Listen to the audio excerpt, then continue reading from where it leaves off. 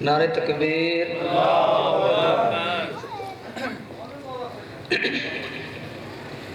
नारे रिसालत, नारे हैदरी, हुसैनियत, यजीदियत, अहले बैत के दुश्मनों पे लानत, बवाज़े बुलंदतर सलवात।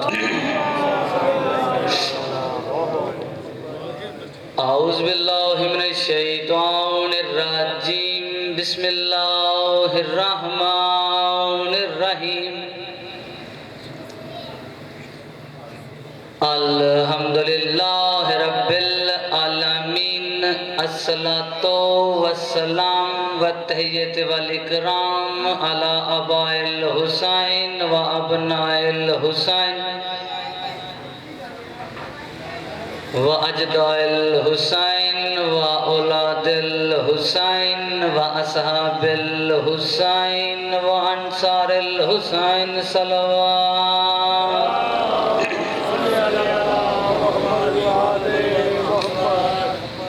अल्हम्दुलिल्लाहिल्लज़ी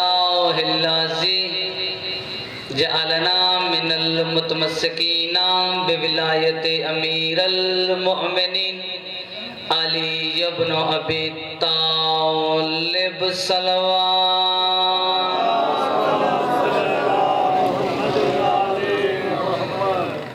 अम्मा बादु फ़क़द क़ाला रसूलुल्लाहि सल्लल्लाहु अलैहि व आलिहि वसल्लम अल फ़ातिमातु बिज़अतु मिन्नी, बुलंदतर सलवात।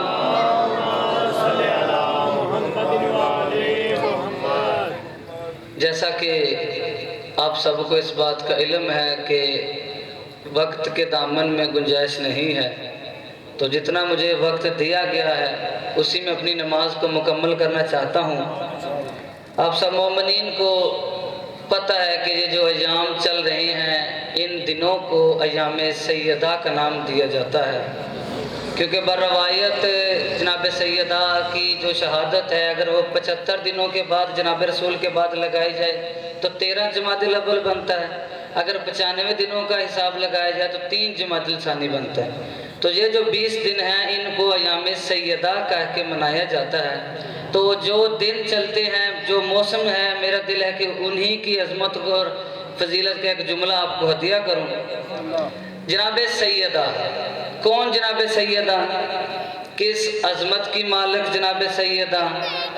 जनाब सैयदा को पढ़ने के लिए कम अज कम लहजा तौहीद का होना ज़रूरी है। अल्लाह अकबर, अल्लाह अकबर। थोड़ा थोड़ा मेरा साथ दीजिएगा मिल के हर हाल में वाले। लहजा तौहीद का होना ज़रूरी है, लफ्ज़ कुरान के होना ज़रूरी है, लफ्ज़ कुरान के होना ज़रूरी है, और समात कम अज कम रसूल की होना ज़रूरी है। फिर पता चले सैयदा किसे कहते हैं। आए पूछते हैं जनाब रसूल से कि सैयदा किसे कहते हैं, कि कौन है जनाब सैयदा? बाबा जी, जिसकी तस्बीह गुनाहगार को अल्लाह से मशवरे के काबिल बना दे, उसे सैयदा कहते हैं। अल्लाह अकबर, उसे सैयदा कहते हैं। जिसकी तस्बीह, खाली तस्बीह जिसकी गुनाहगार इंसान को अल्लाह के साथ मशवरे के काबिल बना दे, उसे सैयदा कहते हैं। और जिसकी दहलीज अर्श से अफजल हो, उसे सैयदा कहते हैं। आप सब मेरे अपने बैठे हैं, मैं अपने इलाके में पढ़ रहा हूँ, दावा किया है, दलील भी दे के जाता हूँ कि जिसकी दहलीज अर्श से अफजल हो। कैसे अफजल हो? अब जिसके जहन में थोड़ा सा भी ख्याल आया है, वो मुझसे सवाल कर सकता है, कहाँ पे अर्श, कहाँ दहलीज अर्श से अफजल कैसे? तो आओ, जवाब मैं नहीं, जवाब कुरान से लेते हैं। अल्लाह अकबर।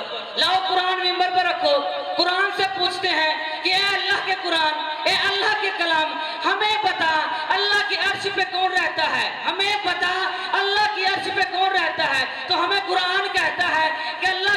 पे जिब्राइल रहता है, मिकाईल रहता है, इस्राइल रहता है, इसराफील रहता है, अंबिया रहते हैं, फरिश्ते रहते हैं। अब हमें पता दहलीज पे कौन रहता है? दहलीज पे सलेमान रहता है, दहलीज पे बुजर रहता है, दहलीज पे कंबर रहता है, दहलीज पे मिकदाद रहता है। लेकिन ये मंजर हमने अपनी आंखों से देखा है कि इस दहलीज से कभी कोई अर्श पे नहीं गया, लेकिन अर्श पे रहने वालों का ये हसरत देखी है।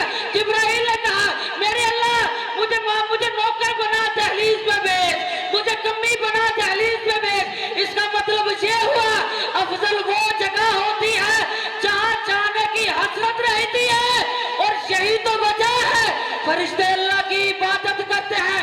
इबादत को छोड़